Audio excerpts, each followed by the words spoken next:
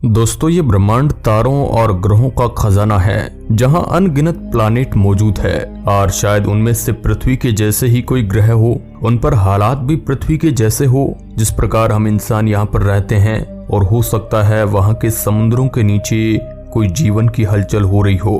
क्योंकि एक बात तो कंफर्म है कि जीवन किसी भी परिस्थिति में पनप सकता है। ऐसे में ये कहा जा सकता है कि ब्रह्मांड में कई जगह जीवन पनप सकता है, लेकिन अभी तक हमारी पृथ्वी ही इकलौता ऐसा ग्रह है जहाँ पर निश्चित रूप से हमें कोई जीव मिले हैं। वैज्ञानिक इस चीज पर शोध कर रहे हैं कि क्यों हमें एलियंस नहीं मिल रहे हैं, और अब तो हमारे पास इसका उत्तर भी है। ये उत्तर है फर्मी पैराडॉक्स। ये दरअसल इस सवाल के जवाब तलाशने का जरिया है कि क्यों आखिर हम इंसान अभी तक एलियन से नहीं मिल पाए। तो हेलो दोस्तों, मैं हूं आपका दोस्त सुरेश सांचोरी और आप रहस्य टेलीविजन यूट्यूब चैनल देख रहे हैं। आइए शुरू करते हैं आज का ये वीडियो।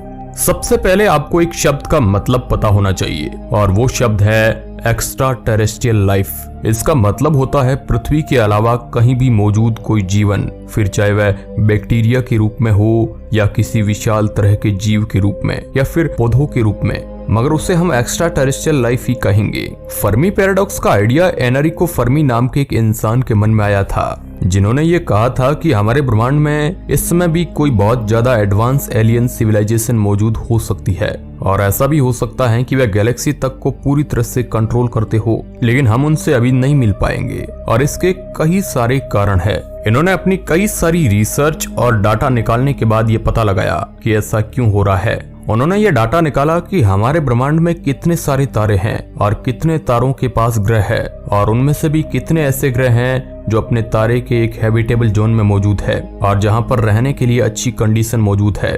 इतना सब कुछ निकालने के बाद उन्होंने ये कैलकुलेट करना चालू किया कि एक सिविलाइजेशन को एडवांस बनने में कितने सालों का वक्त लगता है। तो उन्हें पता चला कि ऐसा होने में कुछ 10 लाख से 1 करोड़ सालों तक का समय लग सकता है। और जैसा कि हम जानते हैं कि जिस गैलेक्सी में हम रह रहे हैं यानी मिल्की वे, इससे कई गुना ज्यादा पुरानी है। इसका मतलब यह हुआ कि ऐसा होने के बहुत ज्यादा चांस है कि एलियन भी हमारी गैलेक्सी में मौजूद होंगे। हमारे पास फिर से वही सवाल उठता है कि हमारे ब्रह्मांड में अगर एलियन मौजूद है तो क्यों हम इंसान उनसे नहीं मिल पा रहे हैं। खैर, आइए अब जानते हैं उसके उत्तर के बारे में।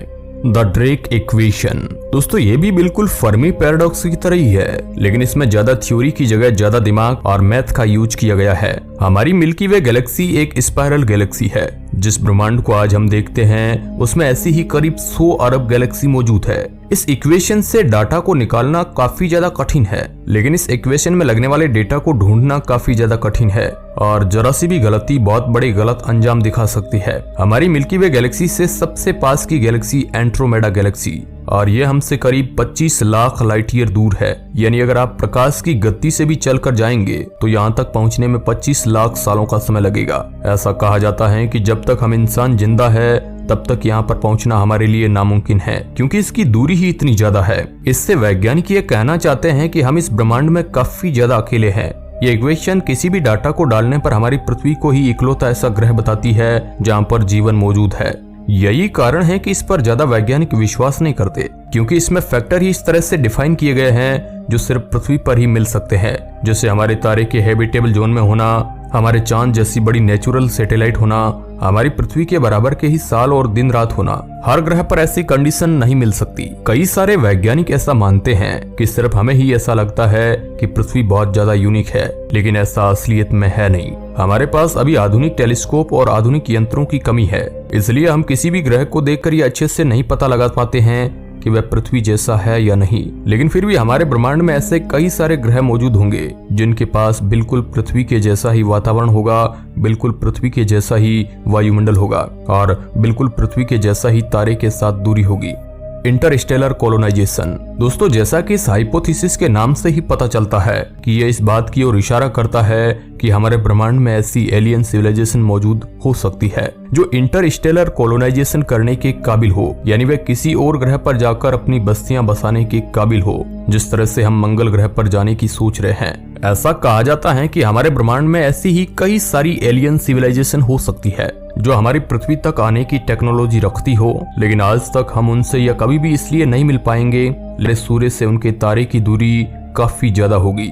और यहाँ तक आने में ही उन्हें ना जाने कितने साल लग जाएंगे। आपको जानकर हैरानी होगी कि हमारे सूर्य से सबसे पास का तारा अल्फा सेंटोरी स्टार सिस्टम है, जिसमें दरअसल 3 तारे मौजूद है, लेकिन यहाँ तक भी जाने में हमें कई साल लगेंगे, और वह भी कोई आम स्पीड पर नहीं, बल्कि ब्रह्मांड की सबसे तेज गति यानी प्रकाश की गति पर। जैसा कि अल्बर्ट आइंस्टीन ने अपनी थ्योरी ऑफ रिलेटिविटी में बताया था कि ब्रह्मांड में कोई भी चीज प्रकाश की गति से नहीं चल सकती है और ना ही उससे ज्यादा गति से चल सकती है। इसलिए ऐसा कहा जा सकता है कि उन एलियन सिविलाइजेशन को हम तक आने में ना जाने कितने साल लग जाएंगे, और भले ही वह तारा हमसे सबसे पास का ही तारा क्यों न हो। स्टीवन हॉकिंग ने भी अपने एक इंटरव्यू में कुछ इसी बात की ओर इशारा किया था।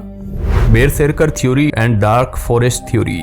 बेरसेरकर थ्योरी एक खगोल शास्त्री द्वारा दी गई थी, जिनका यह कहना था कि एलियंस हम तक नहीं आ सकते, इसलिए वह ऐसे अलग अलग यान भेजते हैं जो हमारी पृथ्वी को नष्ट करने की पूरी क्षमता रखते हैं। यानी एक ऐसा यान जो काफी भारी मात्रा में किसी लिविंग सिविलाइजेशन को नष्ट करे।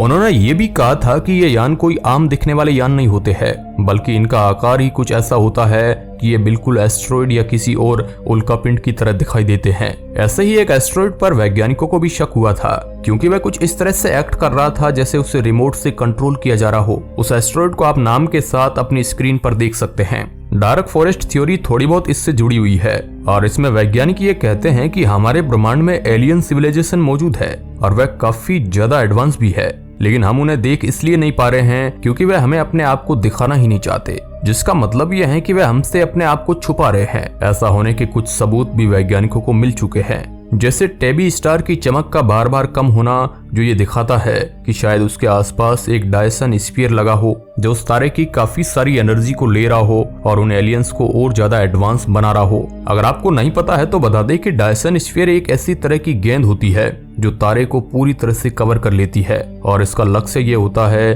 कि तारे से निकलने वाली सारी एनर्जी को टेक्नोलॉजी को आगे बढ़ाने में इस्तेमाल किया जाए। ऐसा सिर्फ वही एलियन सिविलाइजेशन कर पाती है जो टाइप 2 सिविलाइजेशन होती है, यानी जो अपने ग्रह की सारी शक्ति को पूरी तरह से निकाल चुकी होती है और अपने सौरमंडल की सारी एनर्जी को यूज करने की कोशिश कर रही होती है। Astrophysical explanation. इस बयान के मुताबिक हमारे ब्रह्मांड में एलियन सिविलाइजेशन पहले मौजूद थी, लेकिन अब वह इसलिए नहीं मौजूद होंगे क्योंकि उनकी मौत किसी वजह से हो गई होगी। इसमें सबसे बड़ा कारण हो सकता है गामा रे बर्स्ट, जो हमारे ब्रह्मांड की सबसे ज्यादा ऊर्जा उत्पन्न करने वाली प्रक्रिया होती है। ये तब होते हैं जब कोई तारा फटता है या फिर कोई 2 न्यूट्रॉन स्टार आपस में जुड़ते हैं। न्यूट्रॉन स्टार हमारे ब्रह्मांड में मौजूद सबसे ज्यादा घनत्व वाले ऑब्जेक्ट होते हैं, और इनके एक चम्मच मैटर का वजन करीब हिमालय पर्वत के बराबर होता है, जो सुनने में ही इतना ज्यादा अचंभित कर देता है। जब ये 2 तारे आपस में टकराते हैं तो पूरा स्पेस टाइम ही हिल जाता है और गामा रे बर्स्ट का जन्म होता है, जो दरअसल बहुत तेज चलने वाली वेव्स है, और इसमें इतनी ज्यादा एनर्जी होती है कि एक झटके में पूरे ग्रह तक को गायब कर सकती है और अपने आसपास के कई लाख किलोमीटर को पूरी तरह से नष्ट कर देती है। वैज्ञानिक ऐसा मानते हैं कि एलियंस कुछ इसी तरह के किसी आपदा में आकर मर चुके होंगे। इस पर पूरी तरह से विश्वास तो नहीं किया जा सकता है, क्योंकि आखिर हम इंसान भी तो एक जीव ही है, तो हमारा भी इससे खात्मा हो सकता है, लेकिन हम यहाँ पर जीवित है, जिसका मतलब है कि कहीं और भी कोई और जीवित हो सकता है। अंत में आती है ग्रेट फिल्टर थ्योरी। इसके मुताबिक हर एलियन सिविलाइजेशन को एक ऐसे पड़ाव को पार करना पड़ता है जहां पर उनके बचने के बहुत कम ही चांस होते हैं, और ऐसा ही एक पड़ाव हमारी पृथ्वी भी झेल चुकी है, जब बहुत ज्यादा उल्कापिंड हमारी पृथ्वी पर गिरे थे और उन्होंने डायनासोर का अंत कर दिया। अगर उस समय हम इंसान भी पृथ्वी पर मौजूद होते तो शायद हम आज ना बच पाते।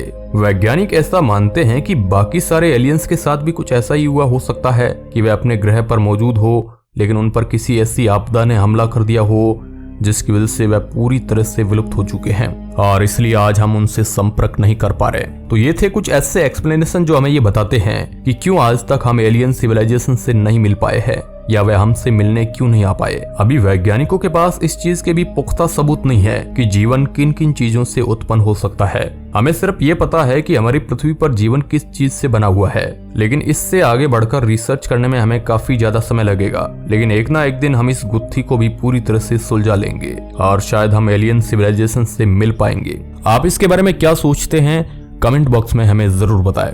धन्यवाद।